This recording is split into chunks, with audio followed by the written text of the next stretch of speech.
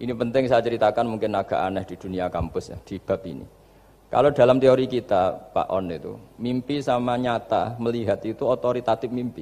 Ini yang agak aneh di ilmu pesantren. Jadi melihat jenengan langsung dengan mimpi itu otoritatif mimpi. Karena mimpi, ru'yal mukmin dijamin oleh Rasulullah sama dengan 46 juz'un minan nubuwah. Jadi persennya itu besar sekali, 46% dari juz'un minan nubuwah, otoritatifnya. Nah tentu tidur yang benar. Logikanya gini, kata-kata kitab-kitab menjelaskan. Orang kalau melihat langsung itu pasti terpengaruhi oleh cinta atau tidak cinta, senang atau tidak senang, sedang butuh apa tidak. Jadi kalau saya sedang butuh dengan Pak Rektor itu melihatnya dengan penuh harapan. Jadi kalau saya sakit mau mati itu senang lihat dokter karena ini harapan, Rektor nggak ngefek gitu kan gitu. Tapi kalau saya politikus ngelihat ketua partai itu lebih respect ketimbang melihat dokter. Jadi gara-gara banyak kepentingan ini melihat itu nggak pernah jujur gitu. Nggak pernah jujur. Jadi kebodohan manusia justru karena melihat itu kalau dalam teori kita. Makanya kalau dalam teori pesantren itu kebalik, anna sunyamun wa idza matu intabahu. Manusia itu hakikatnya tidur, baru setelah mati bangun. Misalnya kita di dunia nganggap uang itu penting, harta itu penting, jabatan penting. Setelah kita mati ternyata yang paling penting itu hanya sujud. Karena kamu itu kenangan ketemu Allah terbaik itu sujud. Yang kita anggap penting di dunia semuanya tidak penting. Yang kita anggap sepele kayak sholat ternyata itu super penting. Tapi sadar itu nunggu nanti di akhirat. Ya saya ini termasuk syukur yang sadar sebelum sampai akhirat. Jadi termasuk orang yang beruntung lah gitu. Nah, kenapa mimpi itu begitu penting? Karena tadi ketika orang tidur itu off semua, sistem sarafnya, sistem apanya. Yang ada hanya pengendalian Tuhan. Karena dia tidak bisa mengendalikan dirinya sendiri. Apalagi kalau tidurnya benar ya tentu pakai wudhu, terus pakai doa-doa, terus menghadap kayak mayit itulah standar mayit, menghadap ke kiblat kayak posisi mayit itu.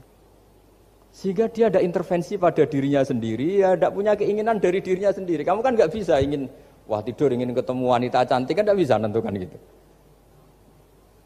Akhirnya ya benar-benar hanya milik Allah. Apalagi kalau kita bacanya benar, terus pikirannya benar.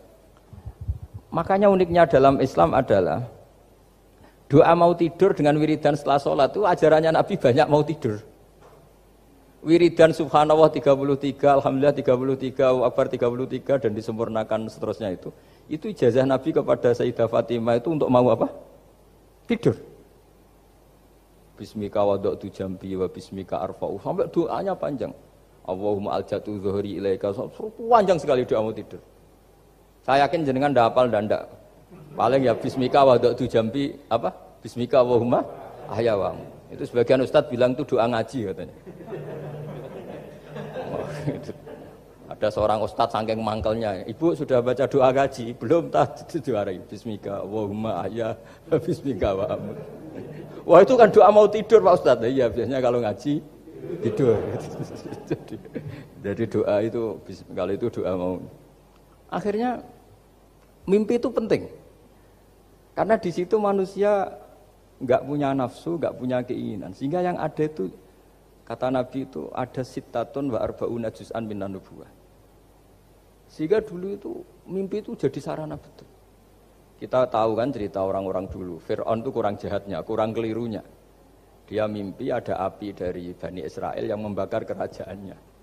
Dan semua pentawilnya sepakat itu maksudnya Anda akan dihabisin kerajaan Anda oleh bayi dari Bani Israel. Begitu juga raja zaman Nabi Yusuf. Itu mimpi kalau ngalami ada 7 sapi yang gendut dimakan oleh 7 sapi yang kurus. Jadi mimpi itu sarana bahkan dari orang kafir. Karena ya tadi yang preman ya enggak ada premannya, yang soleh ya enggak ada solehnya, semua dikendalikan oleh Allah Ta'ala pas tidur. Sehingga tidur ini menurut agama lebih otoritatif, asal dengan tidur yang benar. Jangan tidur sambil ngerokok terus terbangun karena ininya kena itu. Nah, cerita-cerita unik begini kalau tidak orang pesantren itu tidak tahu. Karena ini memang khas pembalikan satu fakta yang diyakini orang banyak. Sehingga ulama dulu itu cerita, ini saya teruskan. Imam Amudi itu akhirnya murid-muridnya mimpi. Mimpi di situ tanya, Pak Ustadz, Anda masuk surga enggak ketika hidupnya hanya nerangkan matematika? Oh iya, saya bahkan enggak sekedar di surga. malaikat dikumpulin Allah untuk mendengarkan presentasi saya ngajar matematika. Jadi kata dia cerita Allah bilang gini ke malaikat, hei para malaikatku, kenapa kamu iman sama saya? Ya karena saya melihat engkau ya Allah, melihat kekuasaan engkau. Tapi imannya orang ini itu melebihi iman kamu.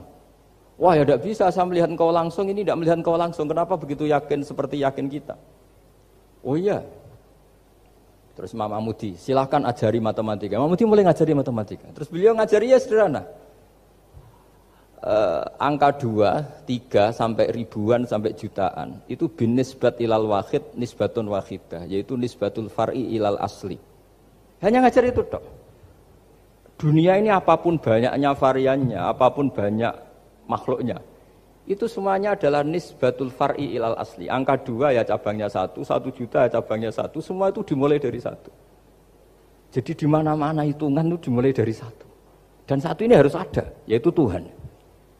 Matematika akhirnya malaikat, wah keren juga maksudnya. Keren juga maksudnya.